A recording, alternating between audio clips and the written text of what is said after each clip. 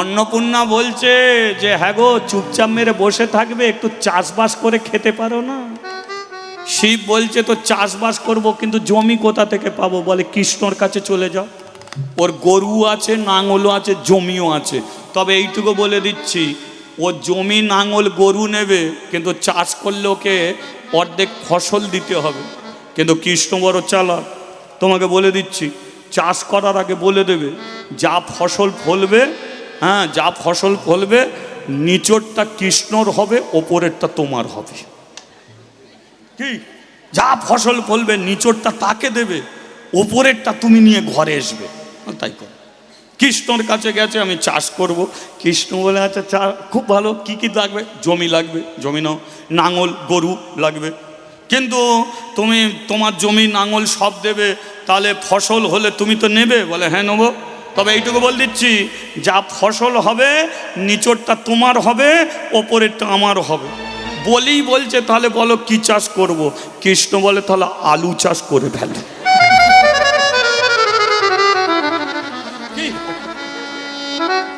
বলে আলু চাষ? বলে হ্যাঁ আলু চাষ করবে। কৃষ্ণর কথায় আলু চাষ করেছে। এবার আলু চাষ করলে কৃষ্ণর তো নিচরটা, এই যে নিচরটা আমার, ওপরেরটা তোমার। শুধু আলুর ঘাসগুলো নিয়ে ঘরে গেছে। অন্নপূর্ণা বলে কিনা দেখলে কেমন ঠকলে। বলে তুমি যা বলেছো তো আমি তাই করেছি। ঠিক আছে ঠিক আছে, একটু ধৈর্য তো, তুমি যা বলেছো তো আমি তাই করেছি। বলে এবারেরটা এক কাজ করো, এবারে চাষ করবে, ওপরেরটা কৃষ্ণকে দেবে, নিচরটা তুমি নেবে। ওপরেরটা কৃষ্ণ, নিচরটা তোমার। আবার শিব গিয়ে বলেছে, বলে চাষ করব, কিন্তু এবার উল্টো। বলে কি না, ওপরেরটা তোমার হবে, নিচরটা আমার হবে। বলো কি চাষ করব? কৃষ্ণ বলে তাহলে ধান চাষ করে ফেলো। এই হচ্ছে শিবজি, বুঝে নিয়েছেন? এখন যেই একে কিভাবে ঠকিয়ে দেয়, তা আজকে ওই ভোলে গেল। মাদ্রি বলছে আমাকে একটা সন্তান দাও। শিবও হাত তুলে বলে উঠলো, মাদ্রি হরিনাম করার জন্য ছেলে চাইলি, তোকে আমি একটা কৃষ্ণ ভক্ত সন্তান দিলাম। যেই দিয়েছে, পাশে বসেছিল অন্নপূর্ণা, উঠে দাঁড়িয়েছে, কি করলে?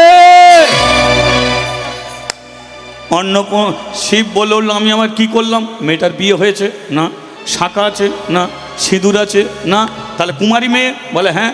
তাহলে কুমারী মেয়ের পেটে যদি বাচ্চা এসে যায়, কাশি গ্রামের বউ ঝিয়ের আর মানবে? শিব বলে তাহলে কি হবে? বলে দিয়েছ ফিরিয়ে নাও। শিব বলে আমি দিতে পারি আর ফেরাতে পারিনি। বলে দেবার রাস্তাটা জানো, ফেরাবার রাস্তাটা শিখুনি কেন? এবার শিখে নেবে। বলে এবার কি হবে তাহলে? বলে শোনো, একটা উপায় আছে।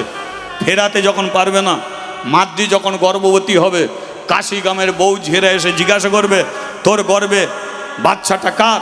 সেদিনকে তুমি নিজে দাঁড়িয়ে বলবে যে আমার কৃপায় মাদ্রির গর্বে সন্তান। এটা বলবে তো? শিব বলে যদি ভুলে যাই?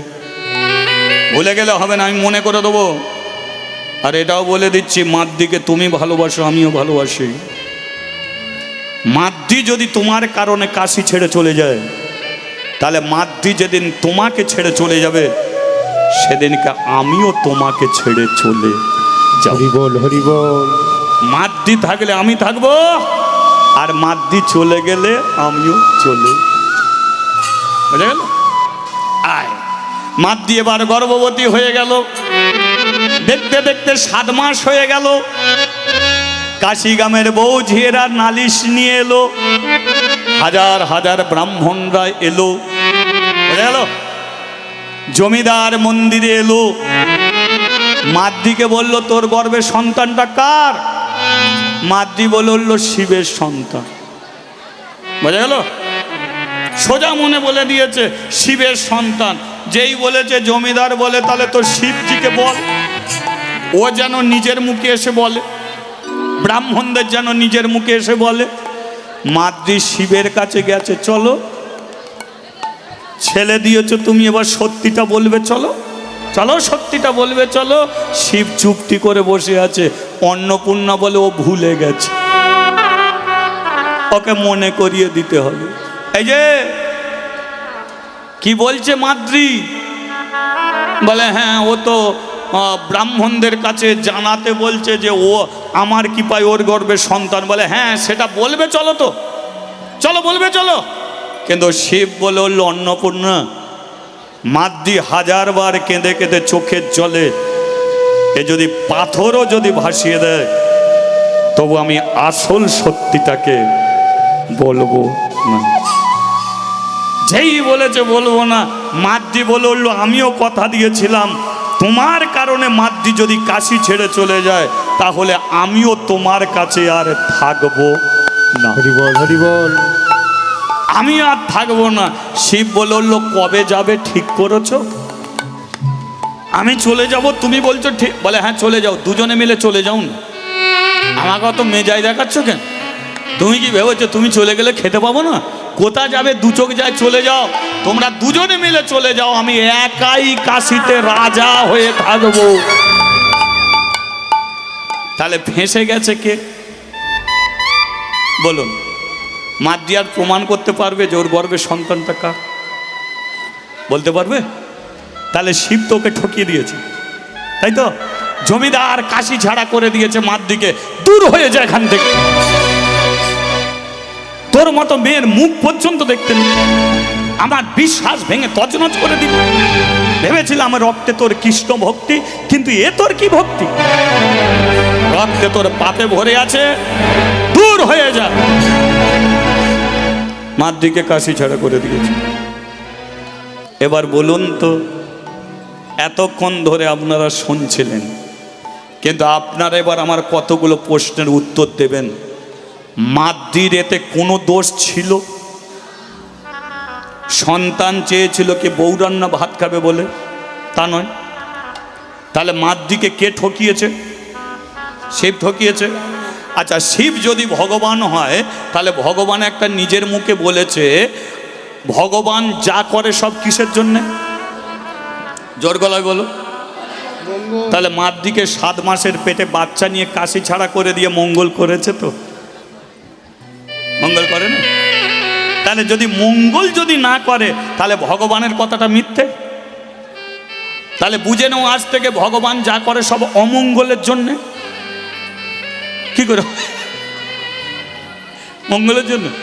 তাহলে ভগবানের কথাটাকে সত্য জানতে গেলে মাদ্রি যে কাশি ছেড়ে কোথা গেল এটা আপনাকে জানতে হবে। মাদ্রির জীবনে কি হলো এটা জানতে হবে। এটা জানতে চান না, বন্ধ করে দেবো, বাড়ি যাবেন। কি করবেন? কে বৃষ্টি বৃষ্টি এসে যাচ্ছে তো নাকি? হ্যাঁ, একটু সময় ধরে জানা যাবে। চলো আর কিছুক্ষণ। কি তাহলে দেখা যাক, তাহলে মাদ্রির জীবনে কি ঘটে। মাদ্রি 7 মাসে গর্ভে সন্তান নিয়ে এসেছে কোথায়? কাশি থেকে এলাহাবাদ, যেখানে 12 বছর ছাড়া কুম্ভ মেলা বসে। নবদ্বীপে গেলে দুটো জল দেখা যায়, একদিকে নীল জল, একদিকে ঘোলাটে জল। আর ওই কুম্ভ মেলায় মানে এলাহাবাদ ত্রিবেণী সঙ্গম, গঙ্গা যমুনা সরস্বতী একই ধারায় জল বয়ে যাচ্ছে। 12 বছর ছাড়া কুম্ভ মেলা। এবছর, গত বছর হয়েছিল মহাকুম্ভ, সমগ্র পৃথিবীর সাধু সন্ন্যাসী এসেছিল। সেই কুম্ভ মেলার জলে স্নান করেছে মাদ্রি, আর স্নান করে চিন্তা করছে যে আমি তো কোনো পাপ করিনি, আমি তো কোনো অন্যায় করিনি, আমি তো কোনো অপরাধ করিনি, তাহলে বিনা কারণে আমাকে মন্দির ছাড়া হতে হলো কেন?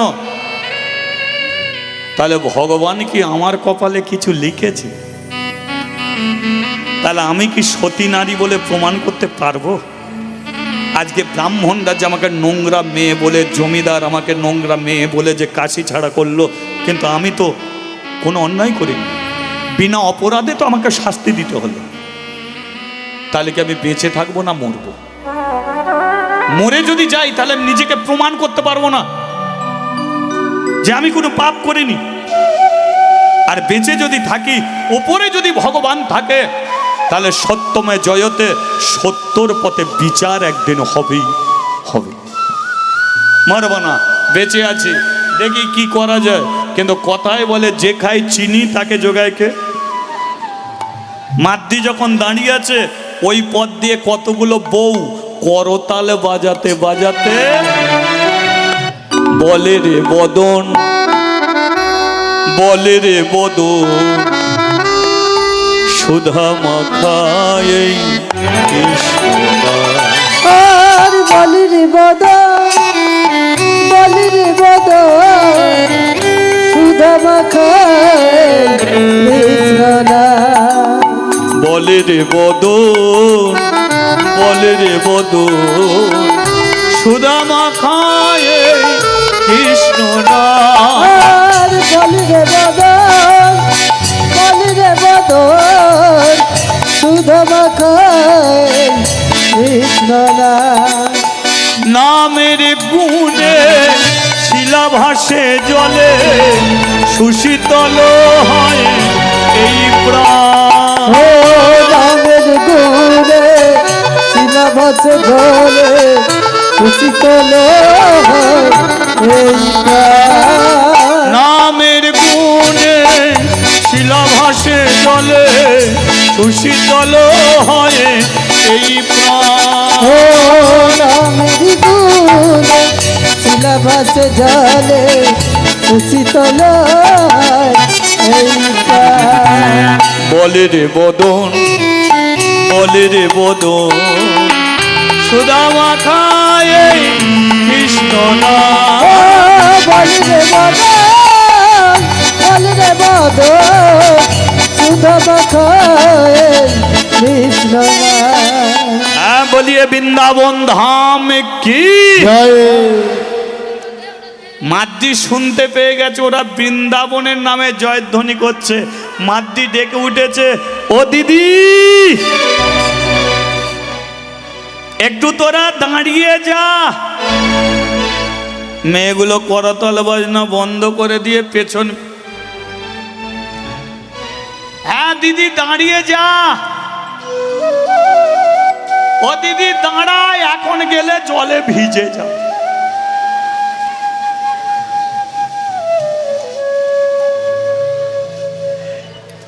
মাদ্দি এগিয়ে এসেছে, দিদি তোরা কোথা যাচ্ছিস?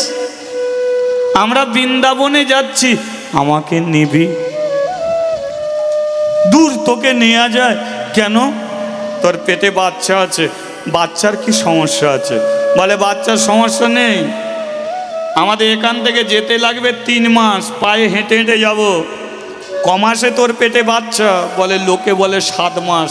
তাহলে তোর প্রসবও হতে লাগবে 3 মাস।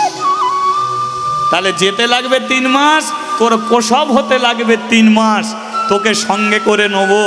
ধর বৃন্দাবনের কাছাকাছি চলেই গেছি, এমন সময় যদি প্রসবের যন্ত্রণা ওঠে, তখন কি আর তোকে ফেলে রেখে আমরা চলে যেতে পারবো? তখন তোর জন্যে আমাদের বৃন্দাবনই যেতে পারবো না। তুই তখন মৃত্যু যন্ত্রণায় ছটফট করবি। তোকে ফেলে যাওয়াটা ঠিক হবে না। তাই আগে থাকতে তোকে আমরা সঙ্গে নেব না।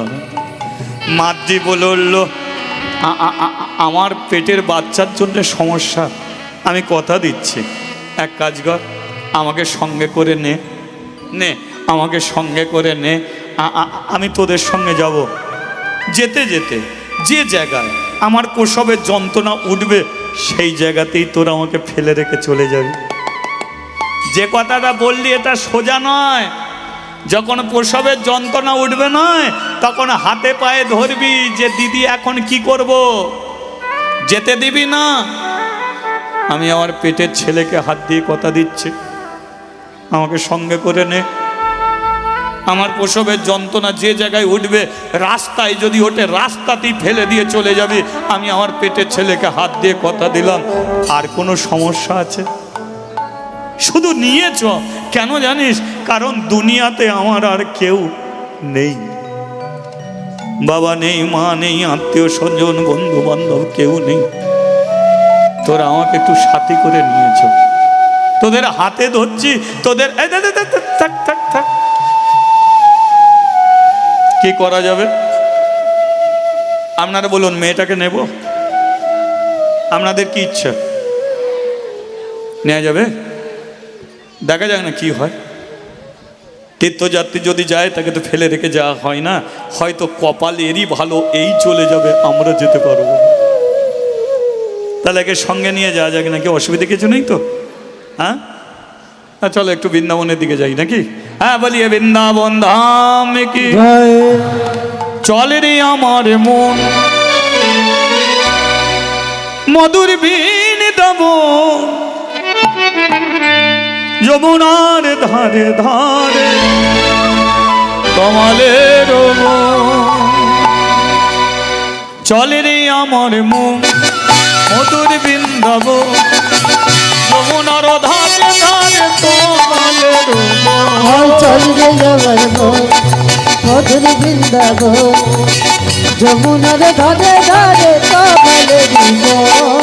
শ্যাম কুণ্ড রাধা কুণ্ড গিরি গোবর্ধন, যমুনার ধারে ধারে কমলের বন।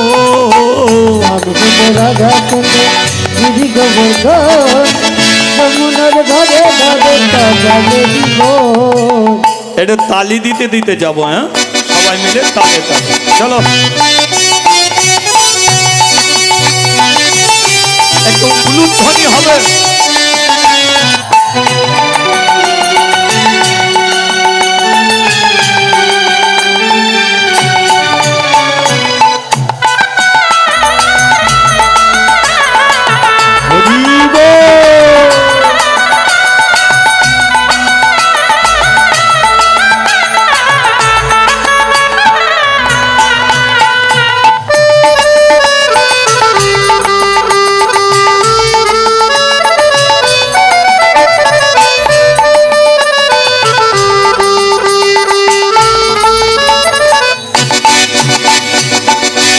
ভাগ্যবতী শ্রী যমুনা উজানে বয়ে যা, কোটে শেষে রাখাল বাঁশরি বাজা। ও ভগবতী শ্রী যমুনা উজান বয়ে যায়, কোঠে শেষে রাখাল বাঁশরি বাজায়। বাঁশরি বাজায় রে কাহানাই, বাঁশরি বাজায়। ও বাঁশরি বাজায় রে কানাই, বাঁশরি বাজায়। ও ভাগ্যবতী শ্রী যমুনা উজান বয়ে যা, ও বাঁশরি বাজায় রে কানাই, বাঁশরি হরি হরি হরি হরি ও বাঁশরি বাজায় রে কানাই, বাঁশরি বাজায়। ভাগ্যবতী শ্রী যমুনা উজান বয়ে যায়, চলে রে আমার মন মধুর বৃন্দাবন, যমুনার ধারে ধারে কমলের বন। চল আমার মন মধুর বৃন্দাবন, যমুনার ধারে ধারে কমলের বন। ও চলে রে আমার মন উলুধ্বনি আর হরিধ্বনি। যমুনা ধারে ধারে কমলের বন, ও যমুনা ধারে ধারে কমলের বন, ও যমুনা ধারে ধারে কমলের বন, ও যমুনা ধারে ধারে কমলের বন, যমুনা ধারে ধারে কমলের বন। হ্যাঁ, নাচিতে নাচিতে তারা মথুরাতে এলো, আমার নাচিতে নাচিতে তারা মথুরাতে এলো, নাচিতে নাচিতে তারা মথুরাতে এলো। আমার নাচিতে নাচিতে তারা মথুরাতে এলো। ও যে ভক্তগণ সবাই মিলে হরি হরি এই যে ভক্তগণ সবাই মিলে হরি হরি বলো, নেচে নেচে চলেছে, নেচে চলেছে, নেচে নেচে চলেছে নেচে চলেছে, বৃন্দাবনের পথে পথে, নেচে চলেছে, বৃন্দাবনের পথে পথে। নেচে চলেছে। নাচিতে নাচিতে এবার মথুরাতে এলো, নাচিতে নাচিতে এবার মথুরাতে এলো, ও যে নাচিতে নাচিতে এবার, মথুরাতে এলো। হ্যাঁ বলিয়ে মথুরা ধাম কি জয়। 80 দিন পায়ে হেঁটে হেঁটে এসেছে। মথুরা থেকে বৃন্দাবন আর 13 কিলোমিটারের রাস্তা। মাতৃ সন্তান প্রসব হতে বাকি আছে কত? 10 দিন। কিন্তু চলে এসেছে 80 দিন মথুরায়। মেয়েগুলো বলল, মাতৃ রে রাধারানী তোকে কৃপা করেছে, নাইলে তুই এই অবস্থায় এলি কি করে? হ্যাঁ, সন্তান প্রসব হতে 10 দিন বাকি। বাবা উফ, কিভাবে তুই রাধারানীর কৃপা বৃন্দাবনেই চলে যাবি, আর বৃন্দাবনে গিয়ে তোর ছেলেটার জন্ম দিবি। মাদ্রি বলল, দিদি তোরা আমাকে আশীর্বাদ কর, আমি যেন বৃন্দাবনেই চলে যেতে পারি। সবার পা দিয়ে তো রক্ত ঝরেই যাচ্ছে, কিন্তু পশ্চিম গগনে সূর্য ডুবে গেছে। মাদ্রি, আজ আর গিয়ে কাজ নেই, এই তো আর 13 কিলোমিটার রাস্তা, 10টা দিন হাতে আছে, ও একটু একটু করে হাঁটলে চলে যাব। বল তাহলে কি করবি, এক কাজ কর না, ওইটা একটা গুহা, চ ওই গুহাতে গিয়ে একটু আমরা ঘুমিয়ে নিই, কাল সকালবেলা আবার যাব। ব্যাস, গুহার মধ্যে শুয়ে পড়েছে। আর মাদ্রির রাত্রিকালে পেটের যন্ত্রণা উঠেছে। ও দিদি, দিদি আমার খুব পেটের যন্ত্রণা করছে। মেয়েগুলো বললো, যেটা পেটের যন্ত্রণা বলছিস এটা তোর পেটের যন্ত্রণা নয়, এটা তোর প্রসবের যন্ত্রণা। অন্যান্য মেয়েরা উঠে বললো, দেখেছিস মাদ্রি, তোর পেটের ছেলের কোনো জ্ঞানগম্য আছে? 80 দিন ধৈর্য ধরে পড়ে আছে, আর 10টা দিন থাকতে পারলো না, বেরোবার জন্য ছটফটানি। এবার তুই কি করবি বল? তুই তো পেটের ছেলেকে হাত দিয়ে কথা দিয়েছিস যে যখনই প্রসবের যন্ত্রণা উঠবে তোকে আমরা ছেড়ে চলে যাব। আমরা কি করব? ঘরের কাছ থেকে তোর জন্য কি আমরা বৃন্দাবনে আর যাব না? মাদ্রি বলল, চলে যা, চলে যা। ভগবান যার কপালে এত দুঃখ লিখে রেখেছে, তোরা এক কপালকে পাল্টাতে পারবি না। 5 বছর বয়সে মা মরল, বাবা মন্দিরে নিয়ে এলো, বাবা মরে গেল, জমিদার আমাকে মন্দির দিল, যার ভালোর জন্য আমি সন্তান চাইলাম সেই আমাকে ঠকিয়ে দিল। সঙ্গে তোদের পেয়েছিলাম, কিন্তু তোদের ঘরও ছেড়ে দিতে হবে, কারণ আমার পেটের ছেলেটাও শত্রুতা হয়ে গেল। সকাল হলে চলে যাবি, আমি একাই থাকবো।